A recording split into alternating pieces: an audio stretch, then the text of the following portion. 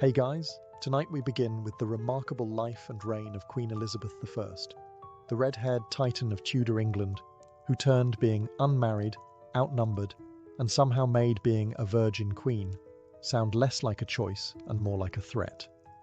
So before you get comfortable, take a moment to like the video and subscribe, but only if you genuinely enjoy what I do here. And let me know in the comments where you're tuning in from and what time it is for you. It's always fascinating to see who's joining us from around the world. Now, dim the lights, maybe turn on a fan for that soft background hum, and let's ease into tonight's journey together. Elizabeth Tudor's life didn't start with a lullaby, it started with an execution. Born in 1533 to Anne Boleyn and Henry VIII, the human equivalent of a walking midlife crisis, Elizabeth entered the world as a royal heir and was demoted faster than a disgraced court jester. Her mother, Anne, was executed on charges of adultery, incest, and witchcraft, or as historians now call it, Henry got bored.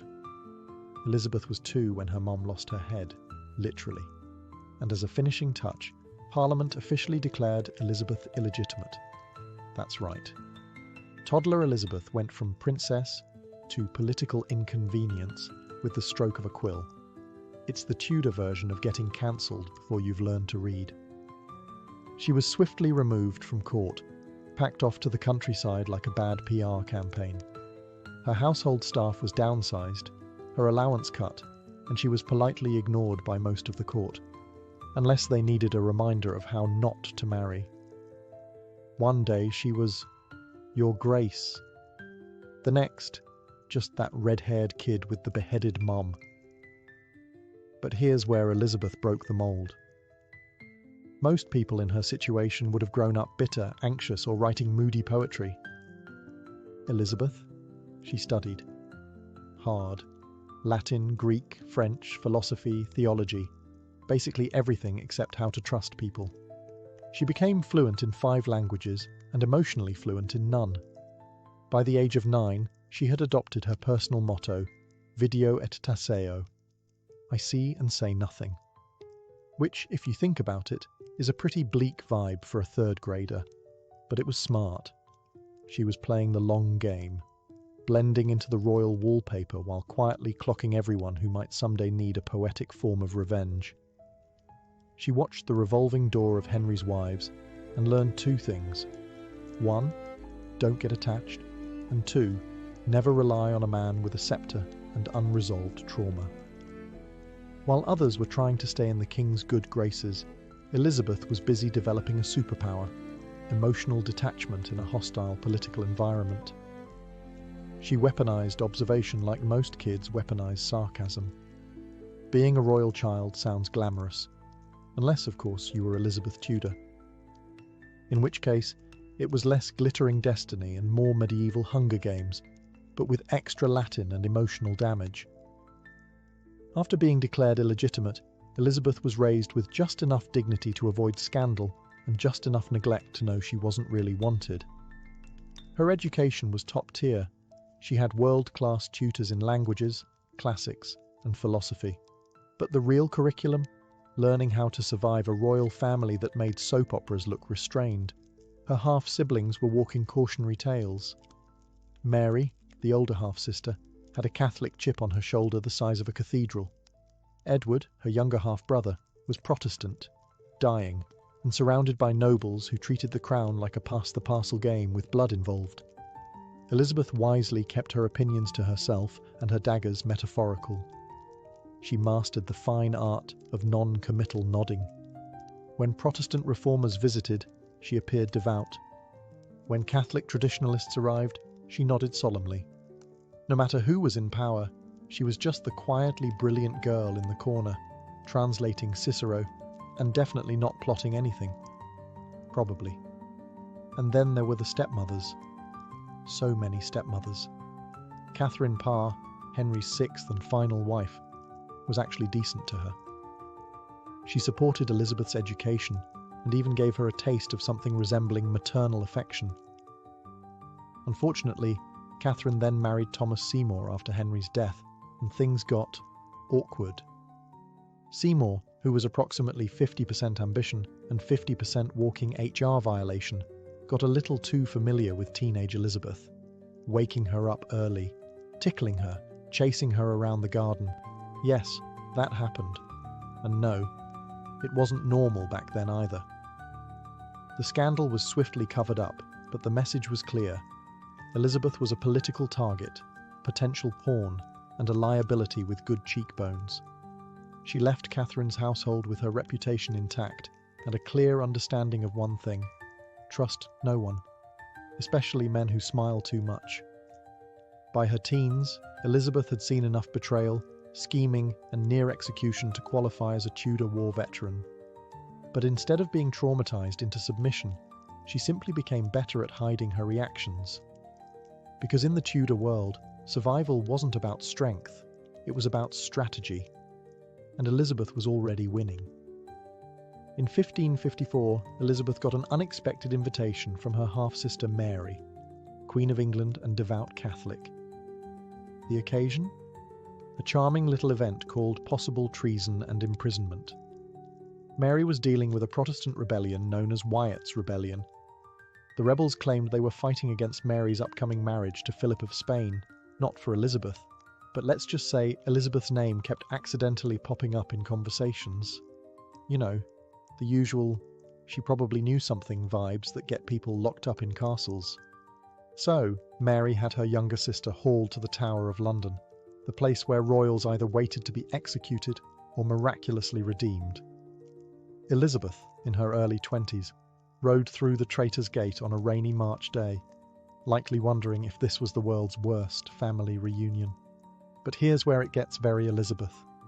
Instead of panicking, she calmly stated that she was innocent and asked, politely but firmly, not to die. She even carved her name into a wall in the tower, because why not leave your autograph at the scene of your almost death? She also refused to be broken. When guards accidentally left her in damp rooms or tried to scare her into confessing, Elizabeth stayed composed. She didn't scream. She didn't sob. She didn't even dramatically faint, which frankly was expected behaviour for noblewomen back then. Mary, to her credit, couldn't find enough evidence to execute her, which is always a nice legal threshold. So after a couple months, Elizabeth was released. Kind of. She was transferred to house arrest in the countryside, where she was still under watch, but now with slightly better window views and fewer rats. What Elizabeth learned during this whole ordeal: trust no family member who runs a monarchy, never assume innocence will save you, and always keep a change of dry clothes nearby, just in case the tower is in your weekend plans. This experience could have broken her. It could have turned her bitter, paranoid, or fanatically devout. Instead, she became sharper, quieter, more calculating. She walked into the tower a potential victim. She walked out a future queen with a mental checklist titled, "People who tried me will handle later." When Queen Mary died in 1558, most of Europe expected chaos. England had burned Protestants, flirted with Spain, and hovered dangerously close to civil war. The country was broke, anxious, and surrounded by enemies, kind of like a Tudor group chat gone very wrong. And then, up stepped Elizabeth. She wasn't the obvious choice. Half the court remembered her as the redhead with the tower record, and others assumed she'd be quietly removed or married off to a cousin with a country estate. But when Mary died childless, the crown didn't have many options, and Elizabeth didn't wait for an invitation. She rode into London to cheers that sounded a lot like National Relief. No more burnings, no more Spanish wedding drama, and finally, someone who could read Latin and smile without causing a rebellion. Her coronation in January 1559 was, to put it mildly, a logistical nightmare. London's streets were frozen, the route was chaotic, and the nobles weren't sure whether to treat her like a queen or a very clever political boomerang. But Elizabeth didn't care. She stood in front of the nation wearing a dress of gold and white, basically screaming, "Surprise, I lived." She made it clear from day one. This wasn't going to be a reign of apologies. She wasn't going to roll over for the Catholic Church. She wasn't going to marry just to make Spain happy. And she definitely wasn't going to let her advisors run the country while she smiled and waved. Instead, she gave the kind of speech that made old bishops shift uncomfortably in their seats. She promised justice, stability, and unity, and somehow managed to say all of that without confirming her religious allegiance, her marriage plans, or her policy ideas. It was political vagueness with a crown on top. But it worked, because Elizabeth didn't need to be specific.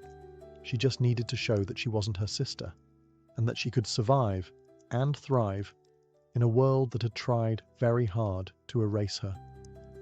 By the end of her coronation day, one thing was crystal clear. England hadn't just gotten a new queen.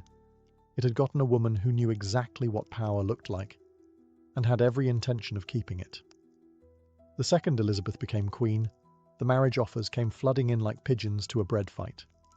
France, Spain, Sweden, even her own courtiers, all started suggesting eligible suitors. Tall ones, Catholic ones with questionable beards but very attractive territories. Because in the 16th century, a woman ruling alone wasn't just unusual, it was terrifying. A single queen? What if she had opinions? What if she made laws while menstruating? What if she didn't immediately hand the keys to her kingdom over to some bearded duke with a good wine cellar? But Elizabeth had a secret weapon. She had no intention of marrying. She knew the second she picked a husband, she'd become queen consort of whoever, instead of the actual monarch of England. And that just wasn't going to fly. She'd spent her entire life surviving royal instability. She wasn't about to hand power over to the first man who could sword fight and quote Virgil. So she played the long game. Publicly, she kept everyone guessing. Privately, she rejected everyone. She flirted with the idea of marriage the way some people flirt with buying a treadmill. She talked about it a lot and never followed through. And so, she crafted one of the most brilliant political identities in history, the Virgin Queen. Not because she was celibate, historians still debate that, but because it gave her the perfect excuse to stay single while projecting holiness, strength, and national unity. She married England, she said. The country was her spouse, which is a very poetic way of saying, I'm too busy for a man, and frankly, none of them are worth the paperwork. Foreign rulers kept trying. Suitors sent portraits, gifts, armies, occasionally in the wrong order. Elizabeth accepted their flattery, danced with ambassadors, and then reminded everyone that she still had no ring on her finger, and no intention of dying in childbirth like half her ancestors. By refusing to marry, she kept every court in Europe on edge. No one could predict who she'd ally with next, or if she'd ally at all. It wasn't just political independence, it was a masterclass in power hoarding, and she made it look effortless. Once Elizabeth secured the throne and politely batted away every marriage offer like flies at a summer feast, she turned her attention to managing her court, a glittering nest of vipers in lace collars. Her council was a mix of loyalists, opportunists, and deeply confused men who hadn't entirely adjusted to taking orders from someone without a beard. But Elizabeth had one distinct advantage. She'd spent her entire life watching powerful people make mistakes. Now, she made sure she didn't. Running court politics under Elizabeth was like playing chess blindfolded on a moving ship during a thunderstorm, except the Queen could see the whole board and occasionally whispered, "Checkmate," just to watch everyone sweat. Her favourite tactic, keeping everyone guessing. She granted titles slowly, rewards rarely, and trust never. If a courtier got too confident, she reminded them, gently or witheringly, that proximity to the throne was not a retirement plan.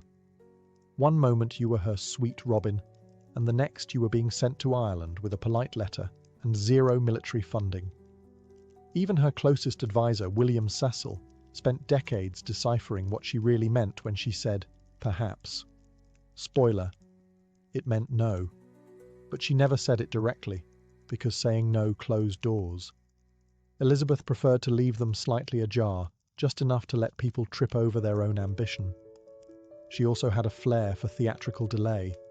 Decisions took weeks, sometimes months. Not because she was indecisive, but because every minute of uncertainty made her court more dependent on her. Nothing happened without her signature, and her signature was in no rush. Flattery was currency at her court, but you had to be careful. One compliment too far and she'd roast you publicly. One step too close and you might be promoted or banished.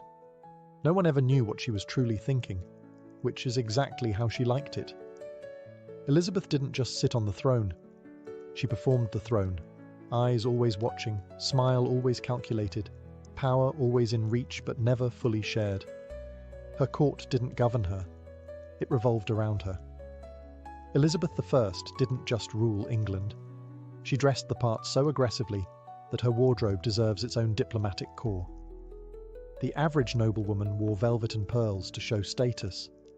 Elizabeth wore velvet and pearls to declare war on your expectations. Her gowns weren't clothes. They were political armour stitched with intent and a hint of, "Try me." Every outfit she wore was a calculated power play. Massive ruffs, elaborate embroidery, and enough jewels to bankrupt a duke, all carefully arranged to scream one very specific message: I am the state, and I am not here for your nonsense. She turned her face into a canvas of myth. White lead makeup gave her a ghostly, almost divine appearance. Her wigs, towering, curled, and occasionally weaponizable, reinforced the image of eternal youth and unwavering strength.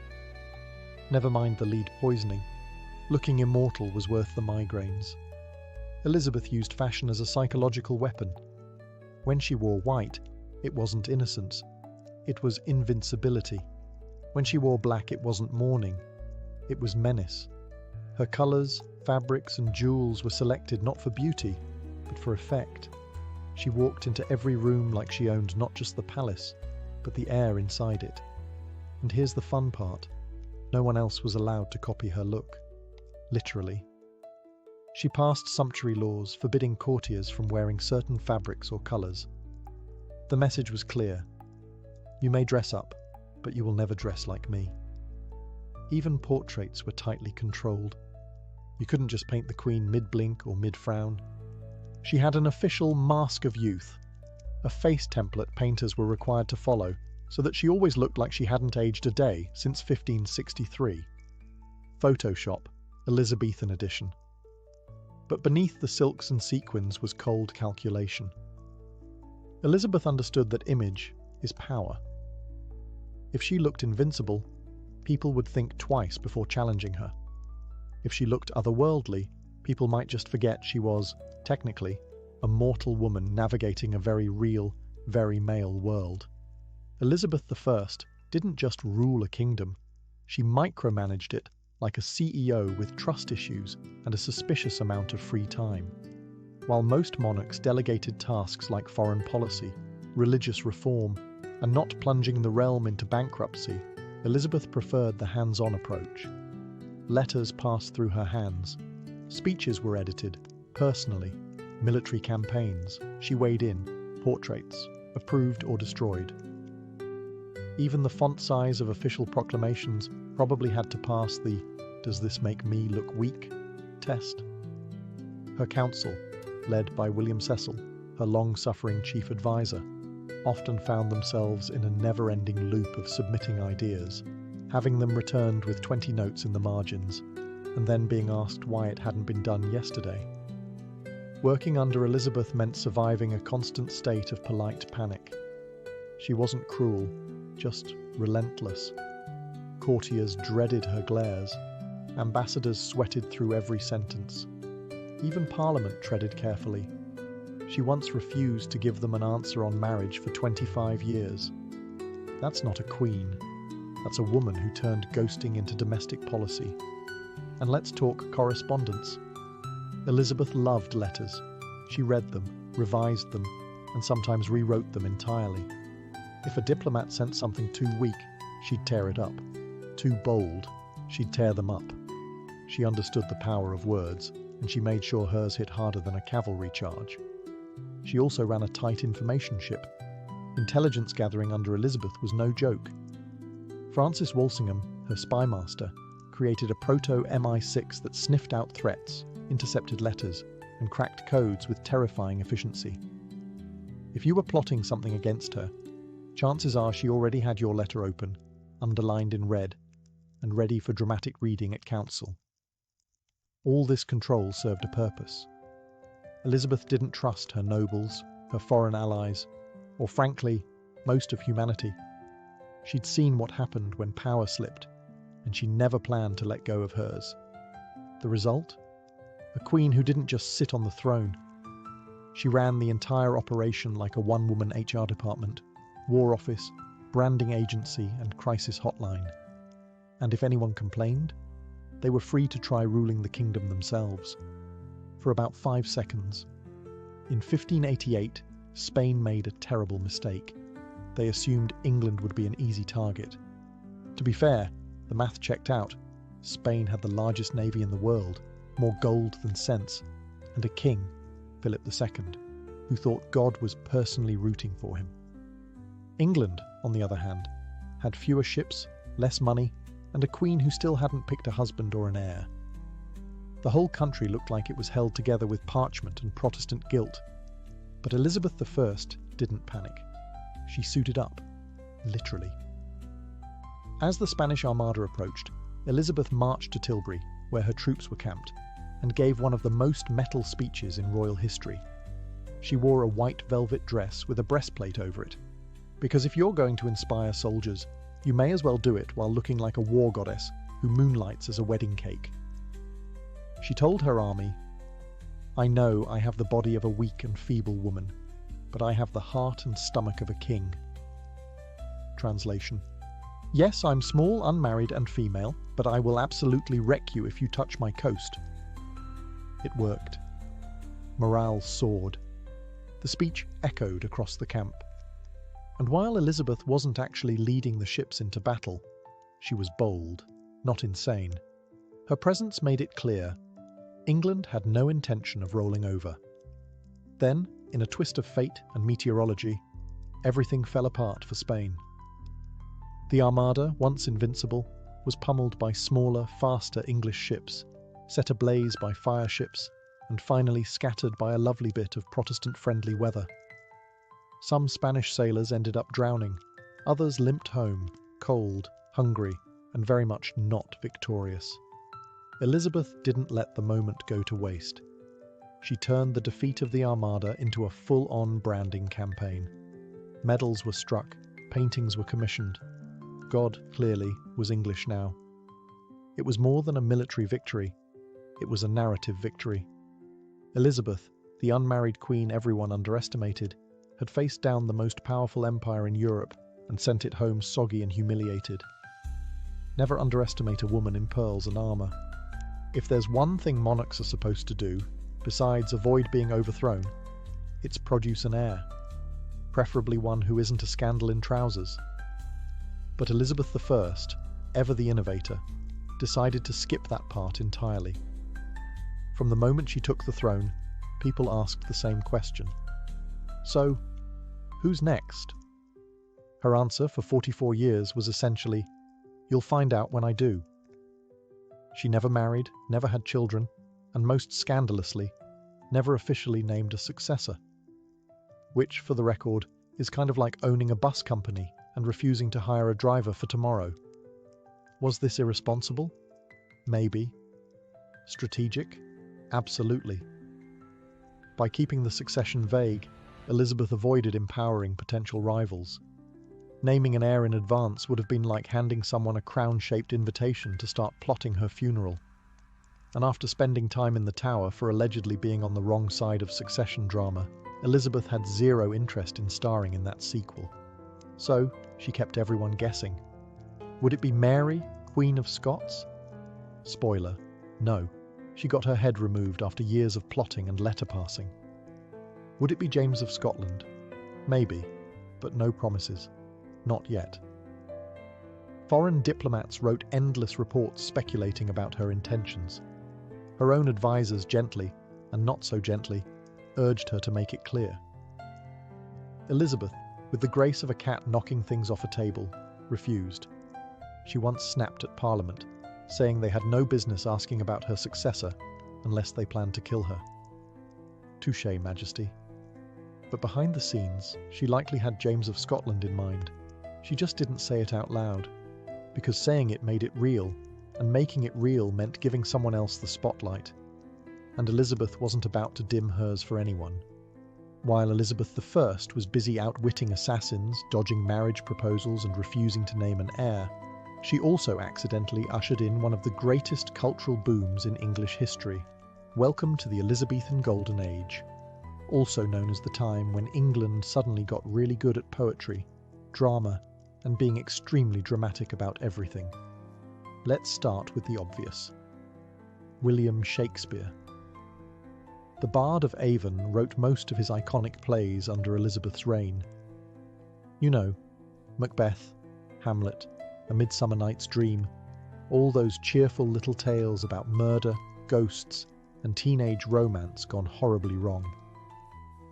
Elizabeth loved the theatre and frequently patronised acting companies, even when some of her advisors grumbled that stage plays were corrupting the youth with too many double entendres and not enough scripture. But Elizabeth saw the value in art, not just as entertainment, but as soft power. Theatre was the Netflix of the 16th century. If people were watching a play, they weren't rioting. And if the play ended with a strong, clever monarch triumphing over chaos, even better. She didn't just inspire playwrights. Poets worshipped her in verse. Portraitists immortalized her as an ageless goddess. Explorers named entire colonies after her. England, under Elizabeth, suddenly believed it was the center of the universe. And Elizabeth was very much okay with that. Even science and navigation got a glow up. While she wasn't launching ships herself, she supported the men who did. People like Sir Walter Raleigh and Sir Francis Drake, who returned from voyages with maps, loot, and more than a few new enemies. These expeditions weren't always ethical or legal, but they helped fuel England's growing sense of ambition and piracy. Culturally, England went from rainy island to intellectual hotspot, and Elizabeth didn't just sit back and let it happen.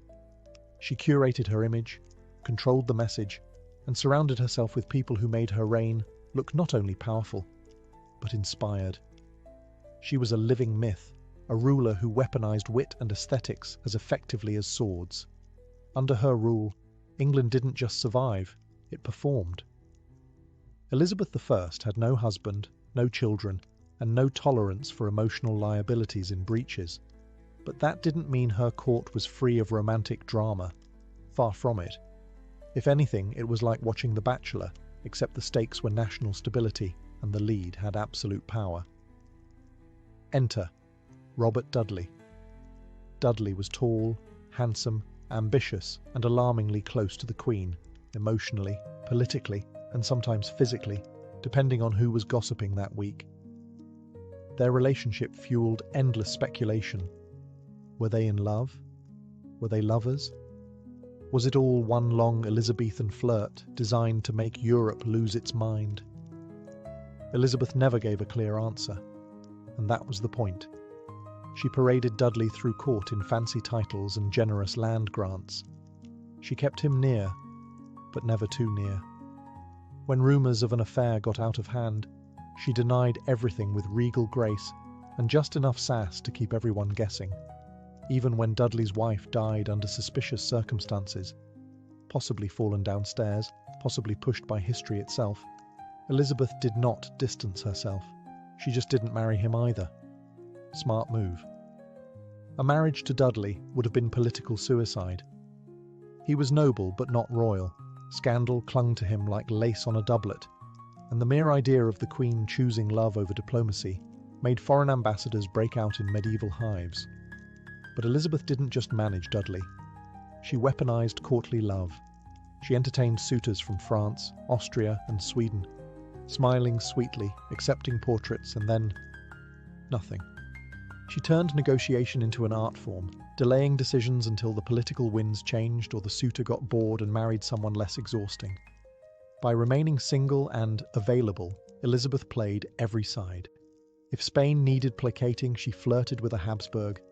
If France needed distracting, she promised to consider a Valois. If England needed reassurance, she reminded them that she was already married to the realm. Very poetic, very convenient.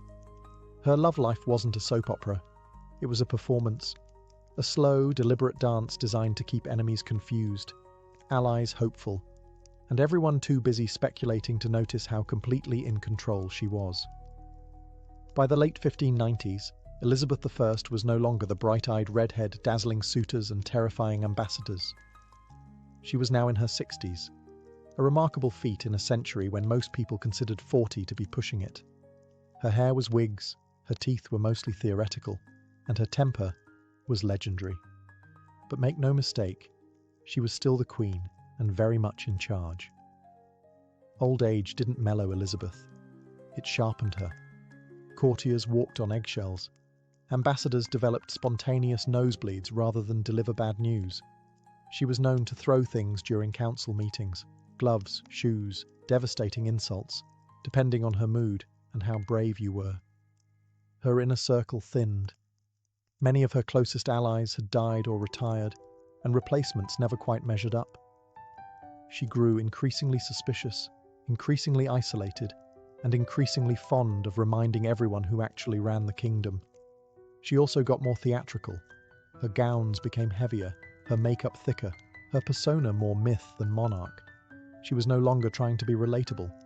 She was a living relic, England's Gloriana, mother of the nation, and quite possibly immortal. And yet, despite the decay and the drama, she never stopped ruling. She still read every report, signed every letter, and made every major decision, sometimes after weeks of stalling just to keep everyone sweating. Even when her health declined, she refused to lie down, quite literally. Toward the end of her life, she spent days on her feet, afraid that if she lay down, she'd never rise again. Spoiler, she was right. But here's what makes it all so impressive. Elizabeth could have coasted into her final years with comfort and flattery. She could have handed power to younger advisors, named a successor, maybe even written a memoir. Instead, she held the reins until her fingers couldn't grip them, and still refused to let go. She didn't fade quietly. She aged loudly like a royal hurricane with pearls and eyeliner. Fragile in body maybe, but never in will. Her courtiers may have feared her, but the country? The country watched, waited, and whispered the same thing for years. She may be old, but God help us when she's gone. By the year 1603, Elizabeth I had ruled England for over 4 decades. She had outlived all her suitors, nearly all her counsellors, most of her enemies, and frankly, anyone who thought she wouldn't last. But even for a queen as relentlessly composed as Elizabeth, the curtain eventually had to fall. She just refused to sit down for it. In her final days, Elizabeth fell into a decline, physically and emotionally. Her health was failing. The court was whispering. She barely spoke, and when she did, it was often cryptic, mumbled, or laced with Tudor-grade melancholy. But the most telling moment? She wouldn't go to bed. She literally refused to lie down. For days she stood or sat in a chair, dressed, alert, and determined. Servants pleaded, physicians begged, her ladies-in-waiting wept. But Elizabeth, queen of self-control, icon of public image, believed that if she laid down, death would take her. Spoiler, it did anyway, but only after she made it wait. Eventually, her exhaustion overcame even her famously stubborn will, and she was carried to her bed at Richmond Palace. There, surrounded by flickering candles, anxious courtiers, and the dying embers of a truly ridiculous reign, Elizabeth I finally passed. No grand death speech, no royal decree carved in stone.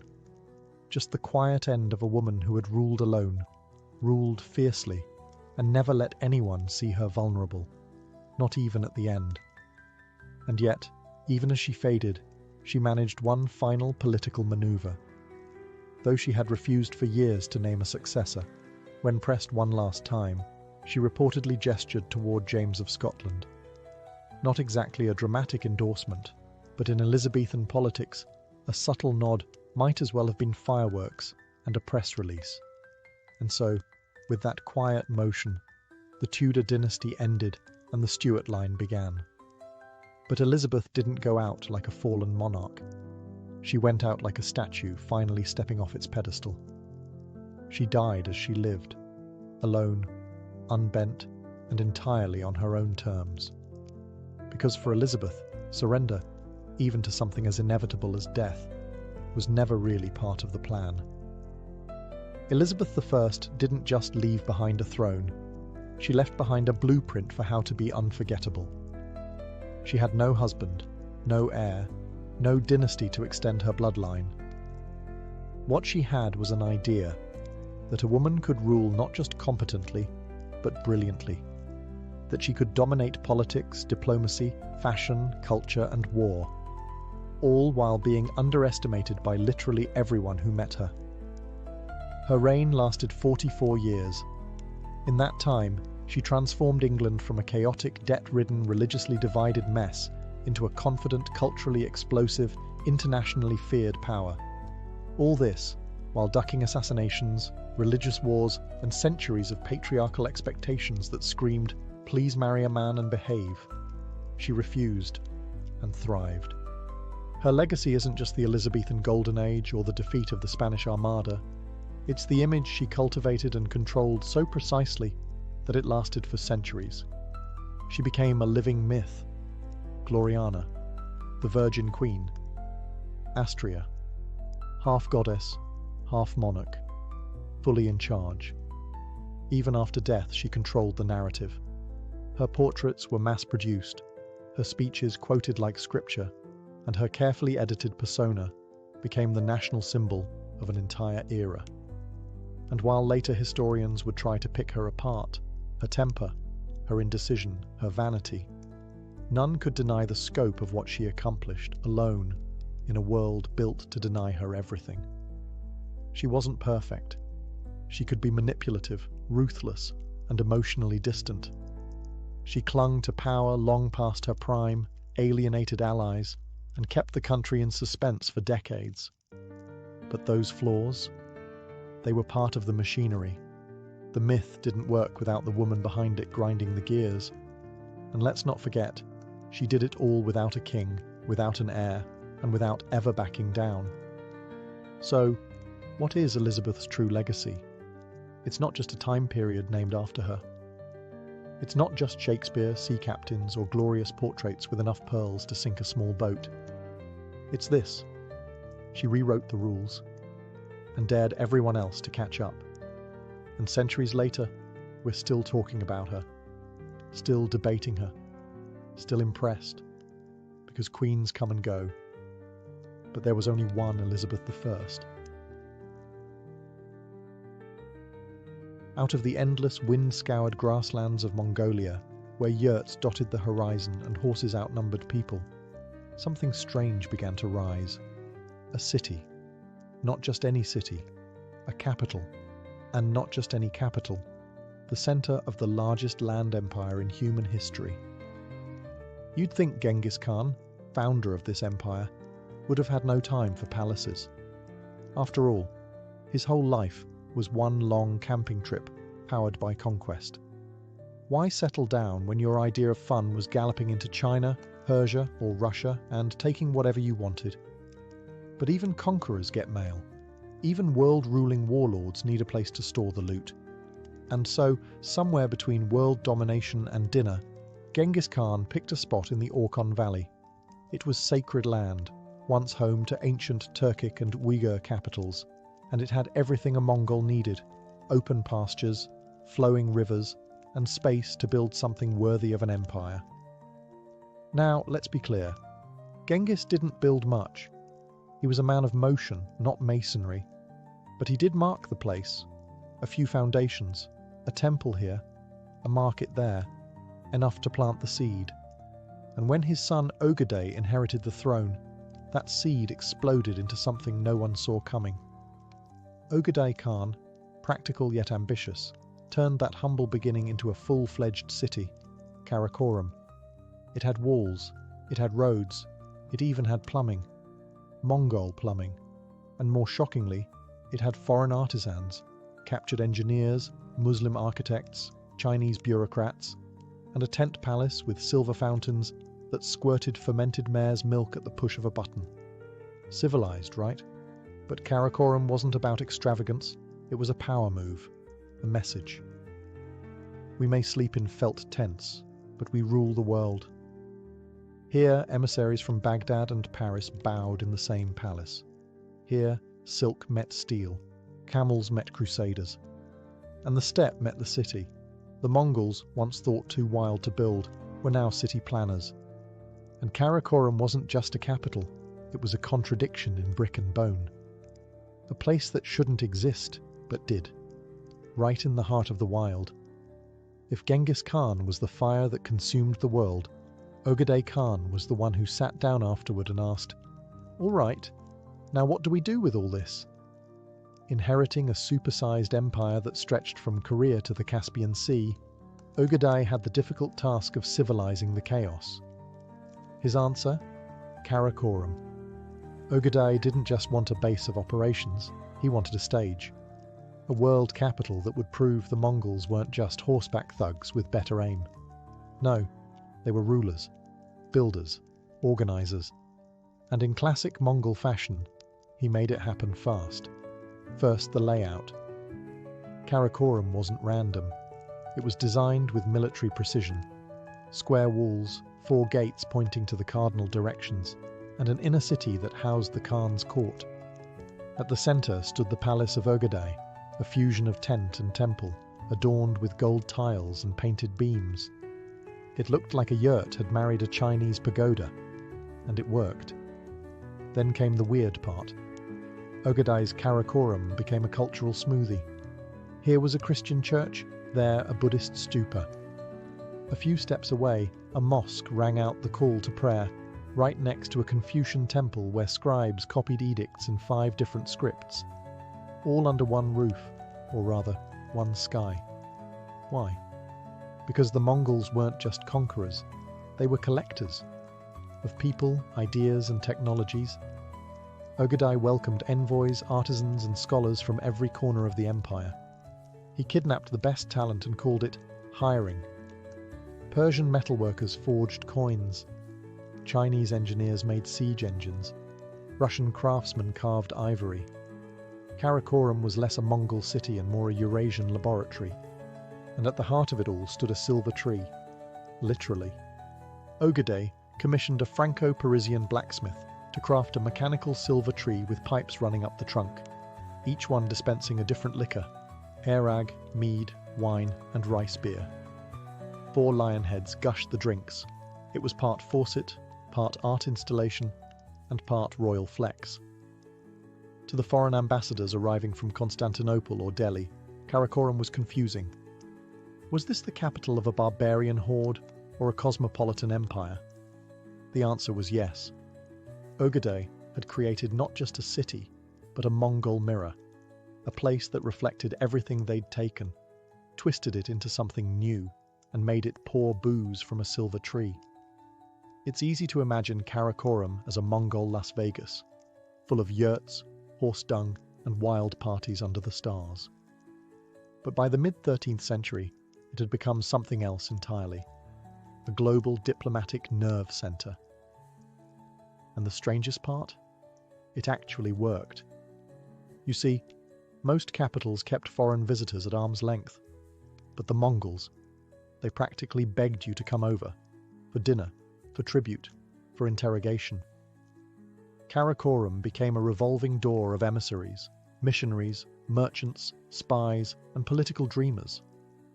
It was the kind of place where a Persian envoy could chat with a Russian fur trader and a Franciscan friar while waiting for an audience with the great Khan, all over cups of fermented mare's milk. Papal legates from Rome showed up hoping to convert Mongols to Christianity. Instead, they got a tour of the silver liquor tree and a polite "no thanks." Envoys from the Abbasid Caliphate brought gifts and religious texts, only to be met by Mongols more interested in their engineering blueprints than their theology. The Mongols didn't discriminate. They just took what they liked and sent the rest home. Diplomacy in Karakorum was brisk, multilingual, and refreshingly blunt. No flowery court rituals here, no stiff robes and powdered wigs.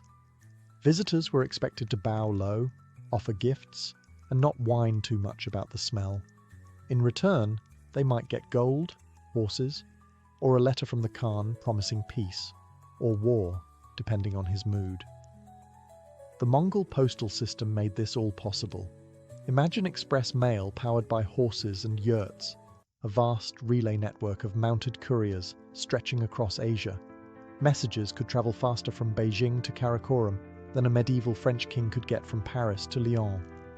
It gave the Mongol court near-instant intelligence and a steady stream of foreign visitors. And yes, Karakorum's scribes recorded everything. The city's administration was a bureaucratic Frankenstein. Scribes fluent in Uyghur, Chinese, Persian, and Syriac all sat in the same room, writing the same decree in 4 different scripts. It wasn't elegant, but it worked. Karakorum wasn't just a city of tents and temples. It was a foreign ministry and a saddlebag. The Mongols didn't just conquer the world. They invited it over, handed it a cup of fermented milk, and asked what it had to offer. If you stumbled into Karakorum expecting dust and dung, you were in for a surprise, and possibly a business opportunity. Because while other cities lived off their hinterlands, Karakorum fed on the world. This wasn't just a Mongol capital. It was a trading hub stitched together by force, fear, and fermented camel milk. Under Ögedei and his successors, the Mongol Empire did something no one else had managed in centuries. They reopened the Silk Roads and made them safe. Bandits, corrupt toll collectors, rogue warlords, not under the Khan's watch. You could travel from Korea to Hungary without losing your caravan, your fingers, or your camels. Sure, you might get taxed, but you wouldn't get robbed. At least not by anyone who wasn't wearing a Mongol uniform. And Karakorum was where all that movement led. Traders arrived in waves. Persians with lapis lazuli, Chinese merchants hauling silk bolts, Russians dragging carts of furs, and Arab dealers carrying perfumes, spices, and sugar. Even European merchants, those few brave or foolish enough, found their way here, looking to score deals on exotic goods or maybe just rubberneck at the capital of the apocalypse. The market was as diverse as the empire. Silk from the south, weapons from the west, ivory carvings from India, scrolls from China, and horses, always horses, from the Mongols themselves. One Italian visitor claimed you could buy a Tibetan prayer wheel, a Baghdad saddle, and a Siberian falcon all at the same stall. But Karakorum didn't run on free market magic. It was also powered by tribute, the polite word for hand it over or we burn your village. Vassal states sent elephants, tigers, scholars, and sometimes princesses to the Khan's court. These gifts weren't just loot, they were messages. We see your authority, and we really, really want to stay alive. The tribute wasn't wasted. Karakorum became a laboratory of luxury. Foreign artisans crafted Mongol-style porcelain. Goldsmiths engraved Genghis Khan's face on everything from goblets to belt buckles. Even the city's sewer system was designed by a captured engineer from Samarkand. Efficiency through conquest. For the Mongols, trade was just conquest's quieter cousin. And Karakorum? It was the tent where both came home to roost, a city where wealth flowed in faster than you could count it, assuming you knew how to count. Imagine walking through Karakorum and hearing a church bell, a muezzin's call to prayer, the rhythmic chanting of Tibetan monks, and the crackle of a shaman's bonfire, all before breakfast. Welcome to the Mongol Empire's spiritual buffet. Most empires picked a religion and forced everyone to smile and nod, not the Mongols. Genghis Khan didn't care what gods you worshipped, as long as you didn't interfere with his taxes or military drafts. That attitude carried into Karakorum, where the only real rule was, don't be boring and don't try to convert the Khan. Ögedei's city became a holy anomaly. A Buddhist stupa sat peacefully beside a Nestorian Christian church. A mosque echoed the verses of the Quran, while Confucian scholars debated ethics in the next courtyard. Even shamans had their place, tossing bones and reading the wind under sacred trees. This wasn't tolerance in the modern, rainbow flag-waving sense. It was pragmatic pluralism. The Mongols wanted divine insurance. More religions meant more gods on their side, or at least fewer angry ones. Why risk offending the universe by picking favorites? And religions didn't just coexist in Karakorum, they competed. Each group tried to win favor with the Khan, pitching their doctrines like used chariots. Muslim scholars presented logical proofs of God's unity. Buddhist monks offered serene detachment. Christian envoys brought wine and the promise of eternal life. The Mongols nodded politely and asked if they had any engineers. Sometimes this religious stew boiled over. A Nestorian Christian reportedly got into a public spat with a Buddhist monk about the soul's fate. The Mongols didn't punish either. They just called more witnesses. Nothing like a theology debate to spice up your lunch break. But the Khan's court had an unofficial religion: power. The clergy of every faith wanted influence, and Karakorum was their pulpit. The Mongols, meanwhile, just wanted results. Could your god make crops grow, find water in the desert, or give victory in battle? Great. Welcome to Karakorum. The city's chaotic sacred landscape reflected the empire itself, diverse, disjointed, and completely under the thumb of Mongol pragmatism. You could burn incense or ring a bell, just don't question who's in charge. Because in Karakorum, God might be great, but the Khan was greater. For a people who glorified open skies, Karakorum's city walls might seem like a contradiction. After all, Mongols weren't known for building fortresses, they were known for flattening them. But even the most mobile empire eventually needs paperwork, and a secure place to keep it.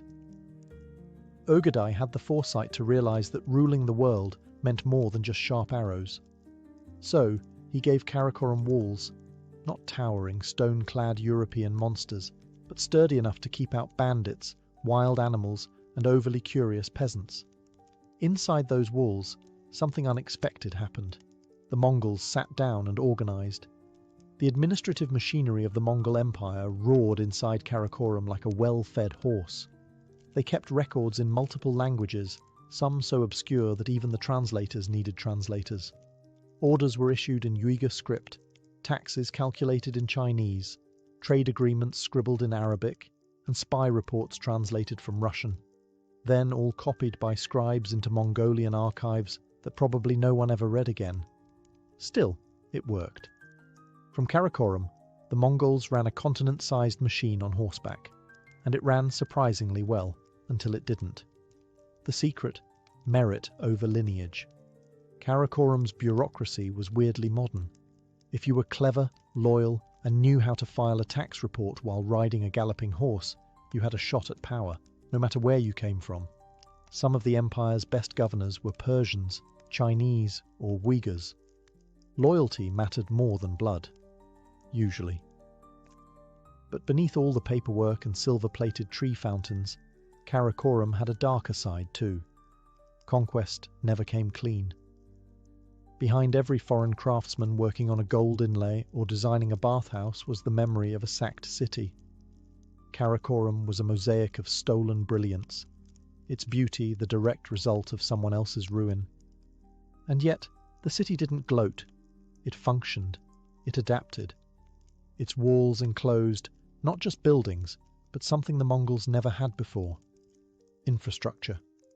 This was the brain of the beast. The point on the map where steps turned to strategy. Out on the frontier, Mongol generals still tore through Europe and Asia like a wildfire. But behind the walls of Karakorum, someone had to keep the empire from tripping over its own horse harness. And for a brief, dazzling moment, they did. Empires tend to fall not with a bang, but with an extended, awkward shuffle. Karakorum was no exception. From glittering capital to political afterthought, its descent was less fiery collapse and more a slow-motion sidestep into irrelevance. The trouble started the moment the Mongols stopped conquering and started inheriting. Genghis Khan's grandsons were less interested in world domination and more interested in arguing. Succession disputes tore through the empire like plague through a caravan. Suddenly, instead of one Mongol Empire, there were four, each with its own Khan, its own capital, and its own reason to ignore Karakorum. By the time Mongol Khan took the throne in 1251, Karakorum still looked the part. Stone walls, silver tree, global diplomats. But the empire's centre of gravity had already begun shifting south. China was where the money was. And Mongol's brother Kublai Khan, who had expensive taste and a soft spot for Chinese luxuries, saw little point in investing further in the wind-swept steppes. Then came the real blow. Kublai officially moved the capital to what would become Khanbalik, modern-day Beijing. He built a grand new city, complete with lakes, palaces, and all the sophistication Karakorum lacked. The message was clear. Thanks for the memories, but we're moving on. Karakorum was demoted from imperial brain to dusty outpost. The scribes packed up, the diplomats rerouted, even the famous silver liquor tree likely stopped squirting. It was hard to throw a diplomatic banquet when the only guests were goats. But Karakorum didn't vanish overnight. It limped on for a time, serving as a local power centre, a shadow of its former self. There were attempts at revival. Arghun and other later Khans dreamed of returning the capital to its original glory, but the winds of history weren't listening. And then, in 1388, the final insult arrived on horseback. The Chinese Ming dynasty sent troops deep into the steppe and levelled the city. Karakorum was razed, its stones repurposed, its artifacts scattered, its name buried in centuries of silence. Today, all that remains are foundations, broken tiles, and the occasional inscription. But once, in the middle of nowhere, Karakorum had been everywhere. A city built by nomads, a contradiction that worked, until the empire that birthed it fractured beyond repair. For centuries, Karakorum disappeared like a mirage. A city that once hosted emperors and emissaries, now reduced to dust, rumour, and half-forgotten travelogues. Western scholars dismissed it as Mongol propaganda. Others doubted it ever existed in the first place. But then, the ground began to speak. It started in the late 19th century, when Russian explorers and German archaeologists went poking around the Orkhon Valley with shovels and overconfidence. What they found shocked even the skeptics. Buried city walls, Chinese roof tiles, Persian-style bricks, Buddhist artifacts, Islamic coins, Christian crosses, and yes, plumbing. Mongol plumbing. Vindication in the form of ancient drainage systems. The ruins told a clear story. This wasn't just a myth, it was a metropolis. One that housed not only tents and warriors, but glassmakers, scribes, priests, and engineers. The layout matched descriptions from medieval travellers like William of Rubruck, the Flemish friar who had visited Karakorum in 1254 and documented the city with astonishing detail, right down to the mechanical silver tree. By the 20th century, Mongolian and international archaeologists joined forces. In the 1940s, a Buddhist temple was uncovered on the city's outskirts. In the 1990s, the German-Mongolian Karakorum expedition unearthed more: artisan quarters, kilns, bronze moulds, and even inscriptions naming Ugaday. Each shovel of dirt reaffirmed that the Mongols hadn't just burned things, they built too. But perhaps the greatest rediscovery was psychological. The Mongols were finally being seen as more than horseback savages. Karakorum became Exhibit A in the trial against Western bias, a city where East met West, where nomads made bureaucracy work, and where tolerance, however utilitarian, was enshrined in brick. Modern Mongolia has since reclaimed Karakorum's legacy. Nearby Karakorum, a modest town, now hosts a museum with relics from the old capital. The area has become a pilgrimage site for historians, tourists, and proud Mongols alike. And yet Karakorum remains elusive. Most of it still lies buried, its former grandeur hidden beneath grass, stone, and centuries of silence. No standing walls, no rebuilt palace, just wind, sky, and the bones of an empire. But when you stand on that ancient ground and close your eyes, you can almost hear it. The clink of coins, the murmur of a dozen languages, and the gurgling of liquor from a silver tree long gone. Karakorum didn't endure in marble or mosaics, but its legacy did. You won't find towering minarets or glistening domes like Baghdad, or orderly Roman aqueducts, or Parisian boulevards.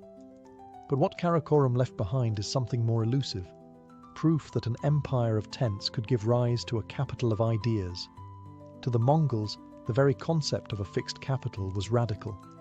They were a people born to the saddle, not the stone. Their gods rode the wind, not the chimneys. Yet Karakorum proved that mobility didn't mean primitiveness.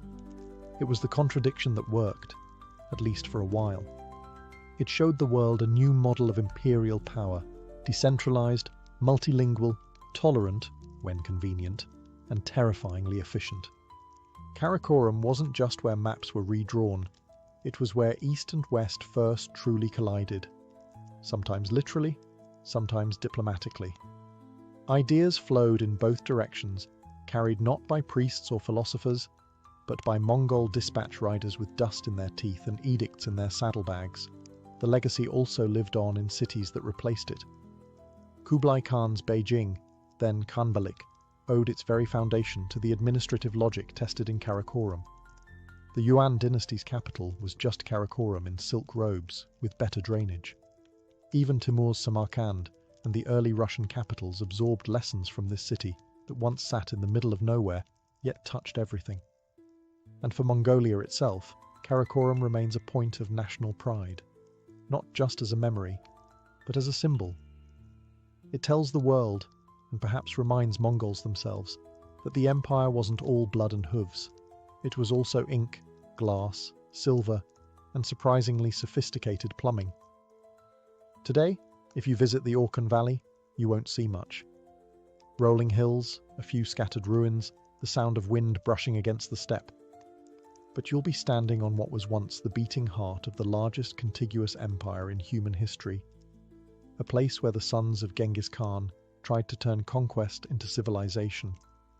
And even though the silver tree no longer pours mare's milk, Karakorum still whispers its defiance, that the steppe can build, that nomads can govern, and that even in the absence of stone, a capital can echo through time. Yodo-dono's story began not in splendor, but in smoke and screams.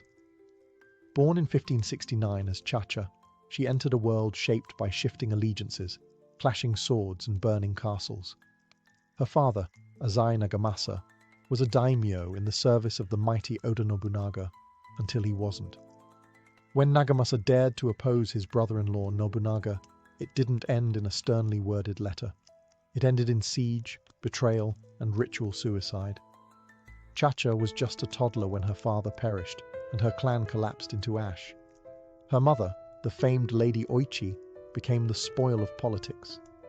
Taken as a concubine by Shibata Katsuie, another general in the swirling typhoon of the Sengoku period, Oichi raised Chacha and her two sisters in a household teetering on the edge of survival, but chaos followed them like a bloodhound.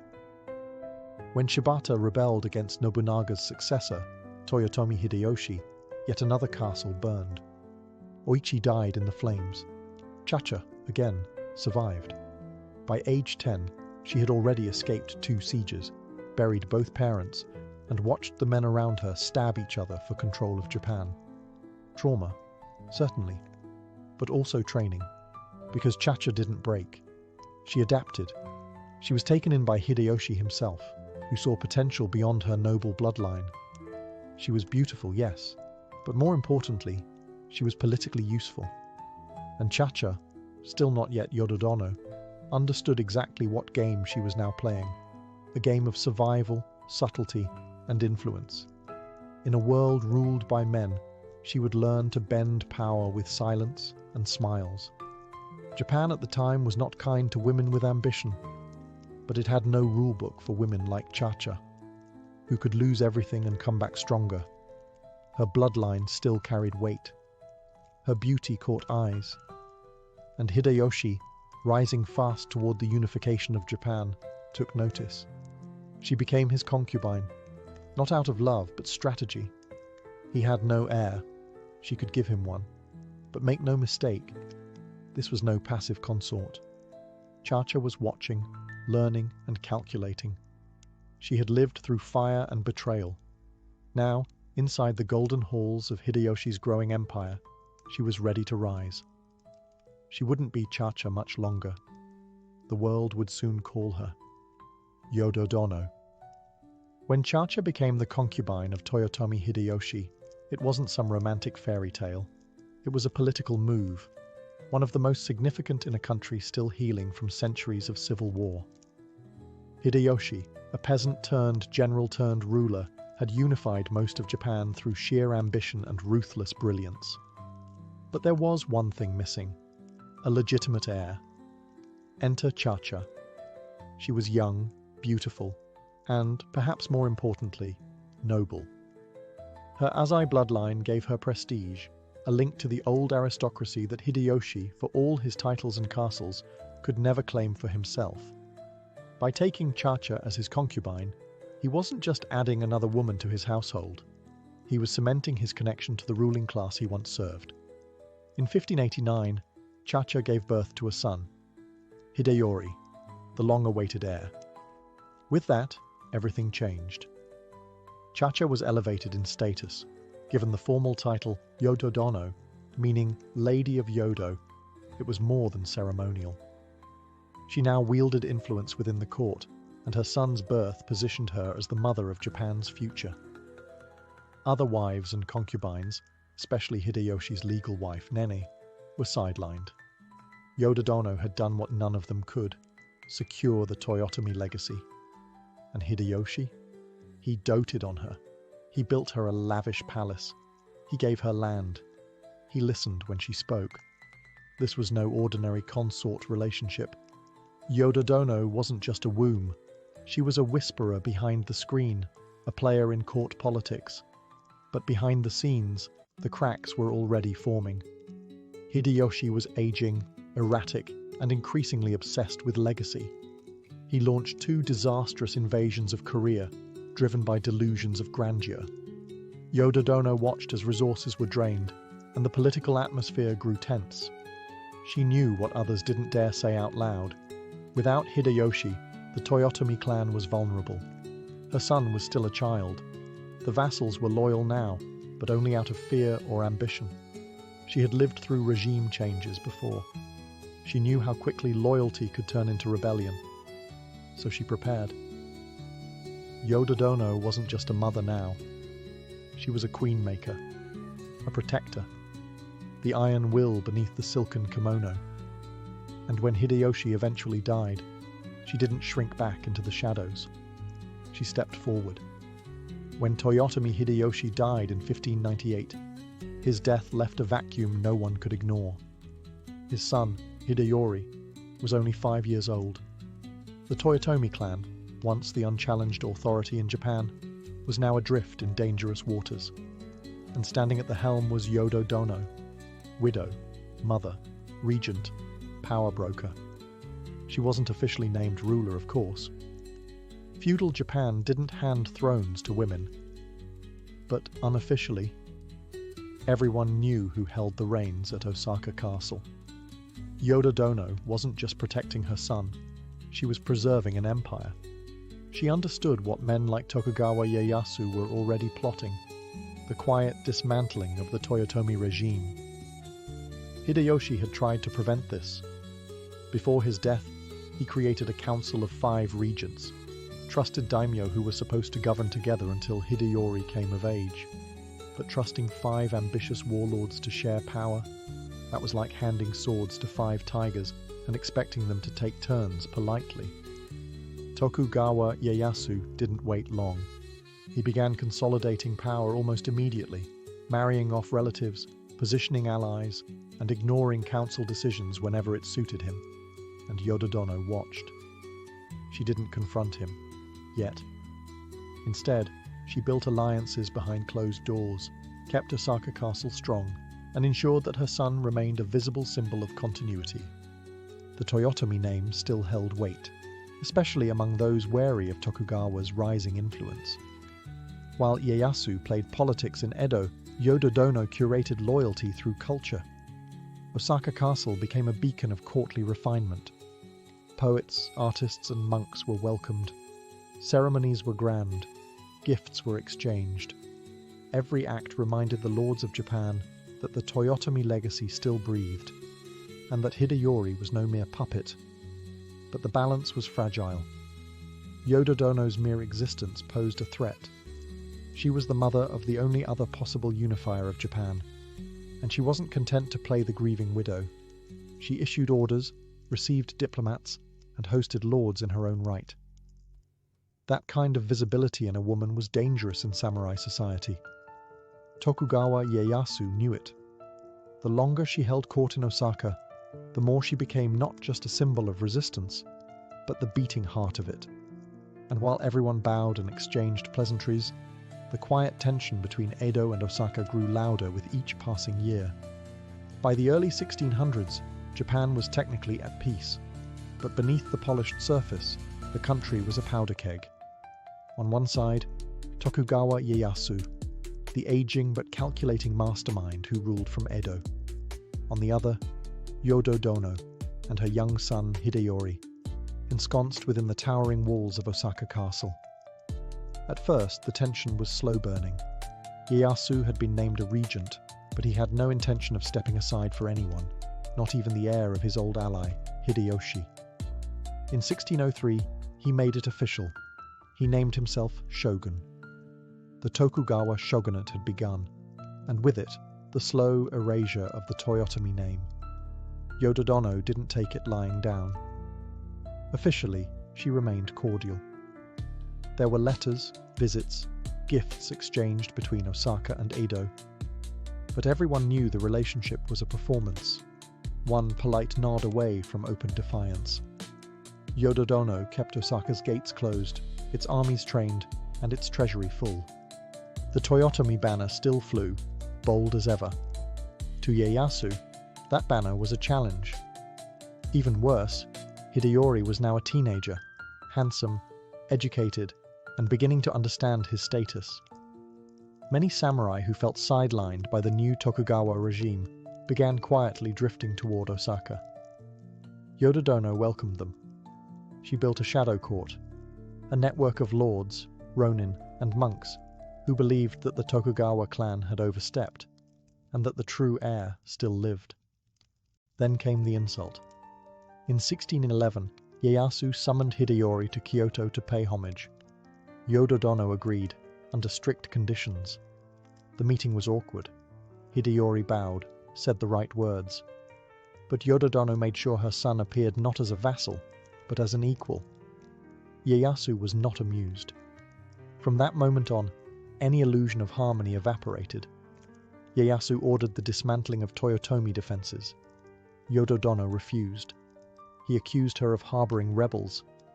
She sent envoys denying it, with veiled threats attached. And then, perhaps most foolishly, one of her monks built a giant bell at a temple in Kyoto. The inscription? "May the Toyotomi rule continue forever." Ieyasu saw it as a declaration of war. Maybe it was. The long brewing conflict had finally reached its boiling point, and Yodo-dono, no stranger to sieges and betrayals, was already preparing her next move. By 1614, diplomacy had become a distant memory. Tokugawa Ieyasu had seen enough. The Toyotomi clan, nestled in their fortified Osaka castle, wasn't fading quietly into history. Thanks to Yodo-dono, they were making noise. Loud, defiant, symbolic noise. And for Ieyasu, who had spent years cementing his power, one loose end remained: the boy in Osaka and the woman who ruled behind him. So he marched. That winter, Tokugawa launched the first campaign, the Winter Siege of Osaka. Over 200,000 troops surrounded the castle. It wasn't just a military operation, it was a message: submit or be crushed. Most expected Osaka to fall quickly. After all, it was one city. The Tokugawa army was the largest Japan had ever seen, but they underestimated Yodo-dono. From within the massive stone walls of Osaka Castle, she took command. She consulted generals, reviewed reports, and made strategic decisions with the calm of someone who had spent her entire life outliving enemies. This wasn't new to her. It was the final test, and she passed it. Her son, Hideyori, now a young man, took the field in ceremonial armor, boosting morale. But everyone knew who was really steering the ship. Yodo-dono oversaw defenses, reassured allies, and, most importantly, kept the people of Osaka united. Under her leadership, the castle held firm. The Tokugawa army launched wave after wave of assaults. They shelled the castle with imported European cannons, undermined the moats, and tried to starve the defenders out. But Osaka's walls, rebuilt thicker under Yodo-dono's watch, held. The Toyotomi garrison fought like cornered lions. After months of frustration, Ieyasu sued for peace. Or rather, he offered a trap. The deal? He'd stop the siege if the outer defences of Osaka Castle were dismantled. Yodo-dono, under pressure and exhausted by bloodshed, agreed. The walls were torn down, the moats were drained, and Osaka Castle was left vulnerable. It was a devastating mistake. Some say Yodo-dono never trusted Ieyasu's offer. Others believe she was forced into it by pro-peace factions at court. Whatever the reason, the damage was done. The winter siege had ended, but the war was far from over. Yodo-dono knew what was coming next, and this time there would be no negotiations. The peace of winter was a lie. By the spring of 1615, Tokugawa Ieyasu returned, not as a negotiator, but as an executioner. The outer moats of Osaka Castle had been filled in. The outer walls were gone, and Yodo-dono knew she had signed her own death warrant. This was no siege of patience. This was the summer campaign, a full-blown assault meant to wipe the Toyotomi name off the map. Ieyasu brought an army once again, massive in size and merciless in intent.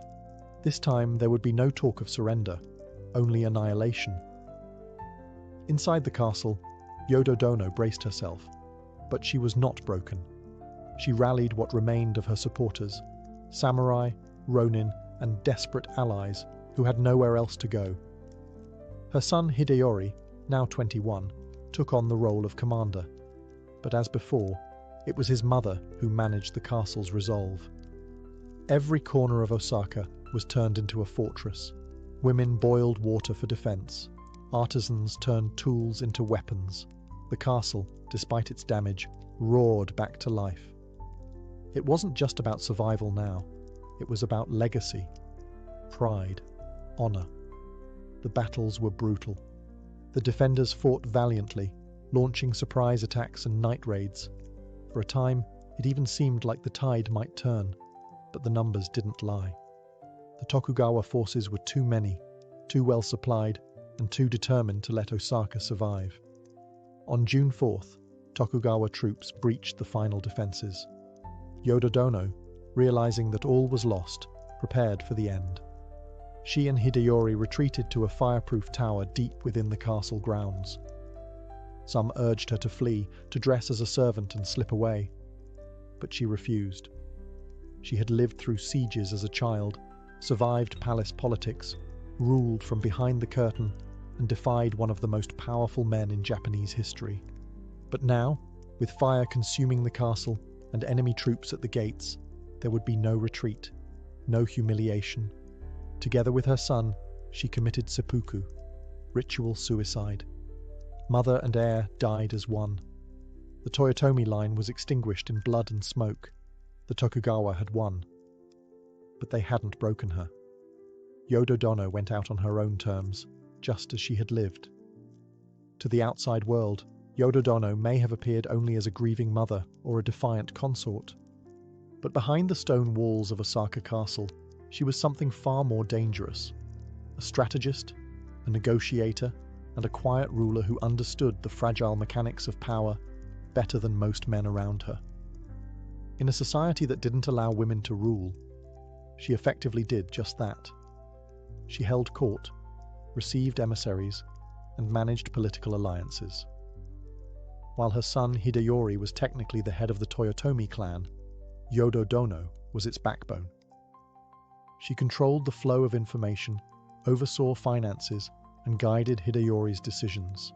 He was the face, she was the spine. Her private chambers were not just places of rest, they were command centers. From them, she coordinated defenses, made diplomatic overtures, and balanced the delicate art of resistance. She wasn't impulsive or reckless. Every move she made was calculated, rooted in a lifetime of watching powerful men destroy themselves with ego and haste. She had learned from Hideyoshi, from Ieyasu, from the ashes of her own childhood. Her influence wasn't limited to courtly circles. Commoners in Osaka admired her resolve. Samurai respected her authority. Even her enemies admitted, sometimes grudgingly, that she was formidable. She was a woman who had suffered through war and betrayal, and turned those wounds into armor. But that armor came at a cost. Yodo-dono's obsession with preserving the Toyotomi name became her life's purpose. Everything else, personal happiness, comfort, safety, was secondary. She became a symbol of resistance, not just to Tokugawa rule, but to the fate history had written for women like her, to fade into obscurity once their husband died. Instead, she became louder, sharper, more dangerous. Even Tokugawa Ieyasu, a man known for his icy calculation, saw her not as a widow, but as a threat. And he was right too.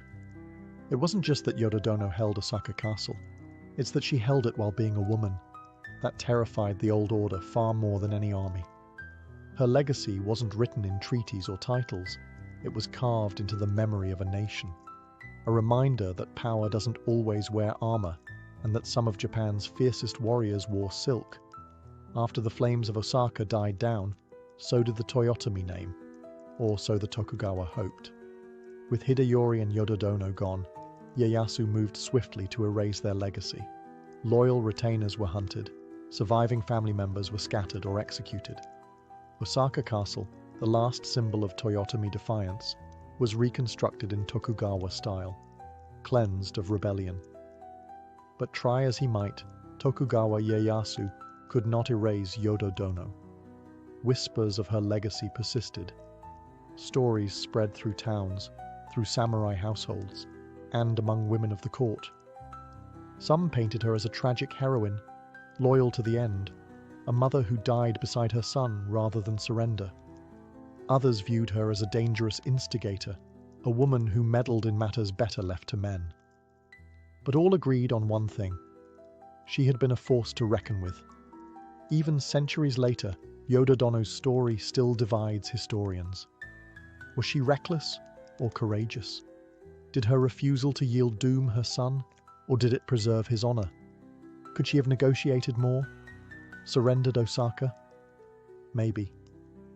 But surrender would have meant erasure, and Yodo-dono wasn't built for fading quietly into the background. In some folktales, she becomes almost ghost-like, haunting Osaka Castle, waiting for vengeance. In kabuki plays and novels, she is portrayed as proud and beautiful, often tragic, always complex. Over time, she became more than historical figure. She became legend. And perhaps that's fitting, because Yodo-dono lived in a world that was never built to hold her. She was born into a family destroyed by ambition. She survived 2 sieges before adolescence. She navigated palace politics, gave birth to an heir, then ruled from the shadows for over a decade, all while men underestimated her or tried to control her. She failed in the end, but she failed loudly, publicly, on her own terms. And in doing so, she ensured that no one could forget the name Toyotomi or the woman who fought to protect it. Today, her legacy survives in ruins and drama, a portrait in a museum, a statue near Osaka, a name etched into textbooks and plays. But the real Yodo-dono? She lives in the defiance she inspired, in every woman who saw her and thought, why not me? History isn't always written by the victors. Sometimes it's whispered by the survivors. And while the Tokugawa shogunate won the war, it couldn't silence the woman who dared to defy them. Yodo-dono's story refused to stay buried. For centuries, her legacy has walked a razor's edge between reverence and revision. Tokugawa-era chronicles often painted her as manipulative, proud, and dangerous. Everything a proper woman of the time was not supposed to be. Convenient, isn't it? After all, it was easier to blame a woman for the downfall of a clan than admit the shogunate feared her. But in modern Japan, the view has shifted. Yodo-dono is now remembered as one of the few women in samurai history who actively shaped the political landscape, not from behind a curtain, but from the heart of the battlefield. She wasn't born into power. She wasn't married into it. She took it and held it for as long as the world allowed. And even as Osaka Castle fell, she never begged, never betrayed, never bowed. Today, she stands as a symbol of maternal strength, political acumen, and wartime courage. Museums in Osaka honor her story. Academics revisit her letters, her choices, her influence, and in every retelling, whether in textbooks, dramas, or anime, she remains captivating, complicated, and unapologetically bold. She's remembered alongside other powerful women of Japanese history, like Hojo Masako, the nun shogun, and Empress Jito. But Yodo-dono's legacy is unique. She was not royalty, she had no legal title, and yet she held more sway than most women, or men, of her time. Her name still echoes in popular culture. She appears in stage plays, period dramas, and even strategy games. But behind the dramatization lies a simple truth. She was a mother who became a general, a widow who became a leader, and a woman who faced an empire with nothing but her will. Yodo-dono's story is not just about resistance, it's about presence. She did not wait for power to be handed to her. She seized it, she wielded it, and when the walls closed in, she stood tall. In the end, Yodo-dono wasn't just the last defender of Osaka Castle. She was the last flame of the Toyotomi legacy, and she burned brilliantly. In the eyes of the warlords of Sengoku Japan, Oda Nobunaga was a joke. Born in 1534 to a minor daimyo in Owari province, young Nobunaga was dismissed as erratic and uncouth. He wore eccentric clothing, mixed with peasants, and was known to dance through the streets, sword at his hip and fruit in hand. At his father's funeral, while other lords mourned in black, Nobunaga arrived in casual garb, tossed incense at the altar, and stormed off. That performance earned him a title he'd never shake, the Fool of Owari. But here's the thing, the fool was watching. Behind the strange behavior was a razor-sharp mind, one already calculating power like a chessboard. Nobunaga wasn't trying to fit in, he was making others underestimate him. While the other sons of noble houses played politics, Nobunaga was watching soldiers, studying muskets, building friendships with merchants, and challenging the old ways with every step. When his father died, the Oda clan was already a fragile house of cards, and it didn't take long for it to crumble. Nobunaga's own younger brother rebelled, hoping to exploit his reputation for chaos. Other relatives aligned with neighboring lords, assuming Nobunaga wouldn't last the year. They were all wrong. At just 18, Nobunaga launched a brutal purge. His brother was eliminated. Loyalists were promoted. Traitors were executed. The fool now commanded an army, and it moved fast. Unlike his rivals, Nobunaga didn't rely on Bushido tradition. He embraced raw efficiency. He adopted matchlock firearms, still rare in Japan, and trained his troops in modern formations. He purchased powder and steel from foreign traders, built alliances with wealthy merchants, and began turning Owari into a war machine. The old guard sneered. But Nobunaga wasn't here to be admired. He was here to win. In a feudal era obsessed with honor, ancestry, and swordplay, Nobunaga was a glitch in the system. He didn't care for poetry or pedigree. He cared for power. and how to wield it without apology. By the end of his 20s, he had secured Owari completely. No more rebellion, no more laughter. The fool of Owari was no longer playing games. He was just getting started. In 1560, Oda Nobunaga found himself facing extinction. His tiny province of Owari stood directly in the path of Imagawa Yoshimoto, one of the most powerful warlords in Japan. Imagawa had an army of 25,000 men. Nobunaga, barely 2,000. The math wasn't just bad, it was suicidal. Most daimyo would have surrendered. Some advised retreat. Nobunaga ignored them all. Instead, he threw a party. As Imagawa's army celebrated in a gorge called Okahazama, drunk on sake and the illusion of an easy win, Nobunaga armed his men with firepower, fury, and one hell of a bluff. He had his troops wave flags, beat drums, and light fires across the hills, creating the illusion of a massive force. Then, during a sudden thunderstorm, he struck. The Oda troops charged downhill with terrifying speed, using the rain to cover their movement. Imagawa's camp was caught off guard. His soldiers were lounging, unarmored, and completely unprepared. What followed wasn't a battle, it was a slaughter. Imagawa Yoshimoto himself was killed in the chaos, his severed head brought back to Nobunaga on a spear. The impossible had happened. Overnight, Nobunaga went from provincial nobody to a national player. The warlords of Japan, who had laughed at the fool of Owari, now paid attention. His victory at Okahazama wasn't just bold, it was modern. He had used misdirection, terrain, timing, and speed, not honor duels or ancient codes. It was a turning point, not just for Nobunaga, but for Japan. After the battle, Nobunaga consolidated his control over Owari and gained new allies, especially from clans that had previously aligned with Imagawa. Even Tokugawa Ieyasu, then known as Matsudaira Motoyasu, began shifting his loyalty. Nobunaga's brand of warfare wasn't pretty, but it was effective. More importantly, it proved something dangerous. Tradition could be broken. For centuries, Japan's warlords had fought by the rules. Nobunaga played with loaded dice and laughed while doing it. Okehazama made it clear he wasn't just another daimyo looking for a promotion. He was trying to break the entire game. And from that moment on, every samurai in Japan would either follow his example or try desperately to survive it. Fresh off the blood-soaked miracle at Okehazama, Nobunaga knew momentum was everything. Victory had made him a name, but not yet a ruler.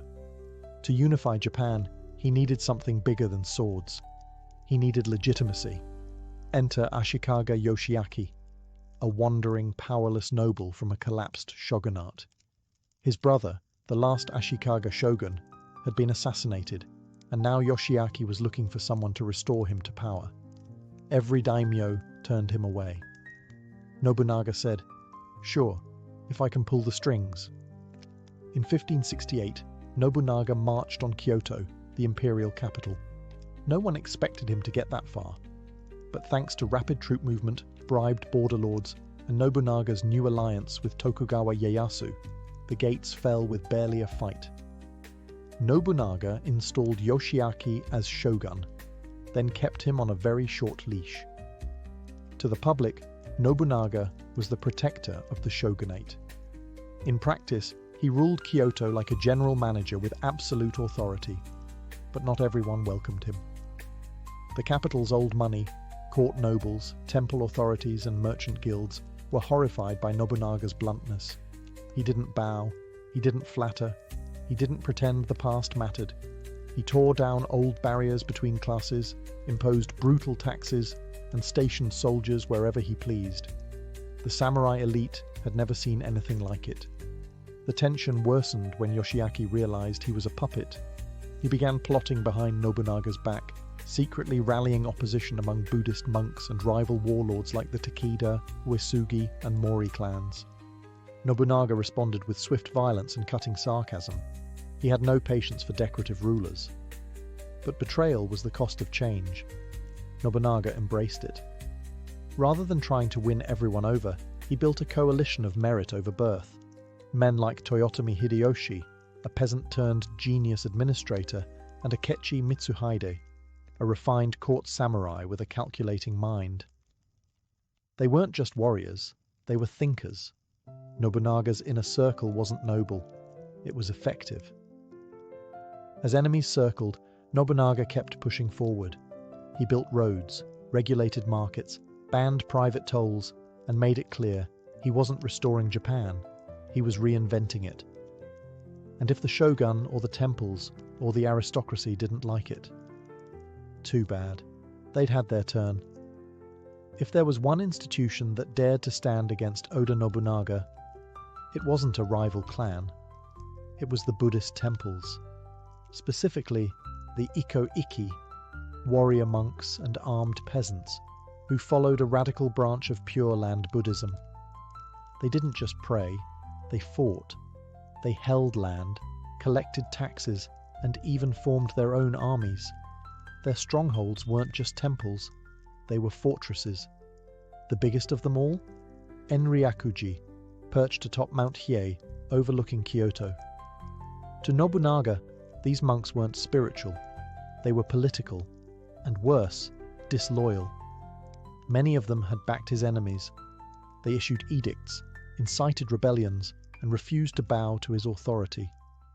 So in 1571, he made a decision that would stain his legacy forever. He marched 30,000 troops to Mount Hiei. The monks expected a siege. What they got was an extermination. Nobunaga ordered the complete destruction of Enryakuji, and he meant complete. His men torched the temples, slaughtered resisting monks, and killed anyone who got in the way: women, children, elderly, pilgrims. The mountain burned for days. Some accounts say over 20,000 people died. It wasn't just cruelty, it was a message. No one, Nobunaga declared, shall ever again use religion to threaten the state. The shockwaves were immediate. The elite were horrified. Even his own generals flinched. But the effect was undeniable. Other temples quickly backed down. The Iko-Iki panicked, abandoning outposts. Nobunaga, once seen as an upstart, was now feared as something far more dangerous, a reformer who didn't care about sacred cows. And this wasn't a one-off. In the years that followed, he laid siege to other temples, including the massive Ishiyama Hongan-ji fortress in Osaka. 10 years of bloodshed followed. 10 years. Nobunaga even used naval blockades, unheard of for inland warlords. He would not tolerate pockets of religious resistance. Some saw him as a demon, others as a necessary evil. But to Nobunaga, he was simply clearing the rot. Tradition had kept Japan fragmented. Religion had sheltered warlords and rebellions. To unify the country, he had to burn the old world down, literally. And so the fires of Mount Hiei didn't just destroy temples, they lit the way for a new Japan. One built not on prayer, but on powder, steel, and order. One of Nobunaga's most revolutionary moves was his embrace of firearms, a weapon almost every traditional samurai despised. When Portuguese traders arrived in Japan in 1543, they brought with them the matchlock arquebus, a crude but deadly gun. Most daimyo dismissed it as a novelty, too slow and unreliable to replace the sword. Nobunaga saw potential.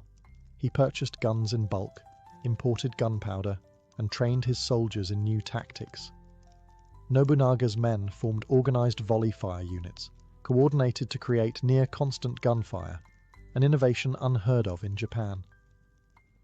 At the Battle of Nagashino in 1575, Nobunaga's use of tens of thousands of arquebusiers behind wooden stockades decimated the famed cavalry charges of the Takeda clan, changing the face of samurai warfare forever. This wasn't just tactical genius, it was cultural revolution. The samurai code prized swordsmanship, face-to-face combat, and honor in battle. Guns reduced all that to efficiency and sheer destructive power. Nobunaga shattered centuries of tradition, showing that technology and strategy trumped ritual. His opponents struggled to adapt. Many were reluctant to train peasants as soldiers armed with firearms. Nobunaga wasn't. His armies included commoners, merchants, and ronin, all trained to fight with guns and discipline. This changed the social fabric of Japan. Nobunaga wasn't just unifying provinces, he was breaking down the old class hierarchies. A foot soldier with a matchlock could kill a samurai on horseback. Nobunaga's gun tactics became a model for the future. Daimyo across Japan scrambled to acquire firearms and reorganize their armies. The gun was no longer foreign, it was Japanese. The success of Nobunaga's modern warfare extended beyond battles. It created a centralized, disciplined military that could enforce order and push back the power of religious enclaves and rival lords. It laid the foundation for the unification of Japan. In embracing the firearm, Nobunaga rewrote the rules of engagement and the rules of society. He wasn't just a warlord, he was a revolutionary. By the late 1570s, Nobunaga had transformed from a regional troublemaker into the most powerful daimyo in central Japan. But he wasn't done yet. The country remained fractured, ruled by a patchwork of rival clans, autonomous temples, and petty warlords who refused to bow. Nobunaga's goal was clear: unify Japan under his rule. But that meant more than winning battles. It meant breaking centuries-old social orders, political traditions, and cultural norms.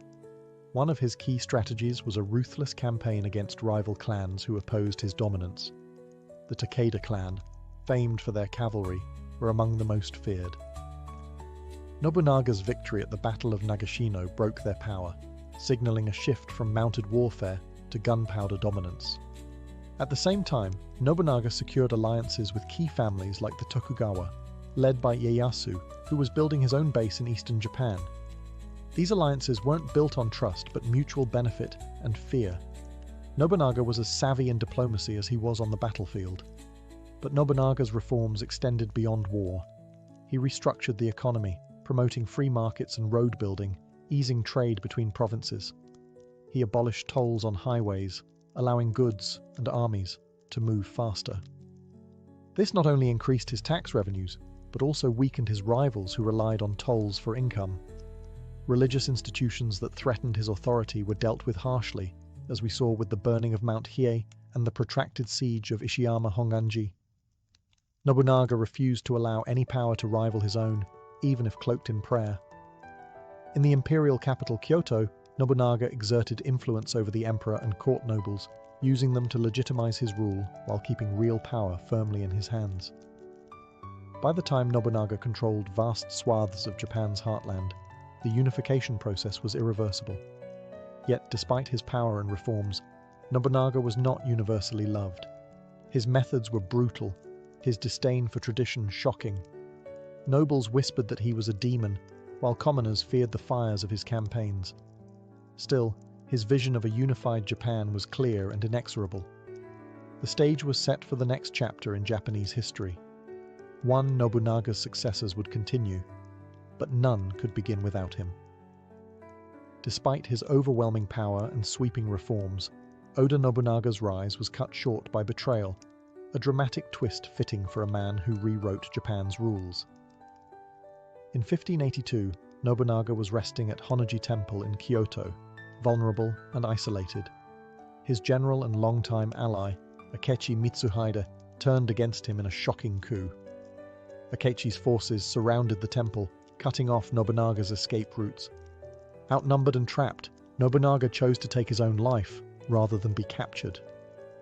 The reasons for Mitsuhide's betrayal remain murky. Some say it was personal, resentment over mistreatment.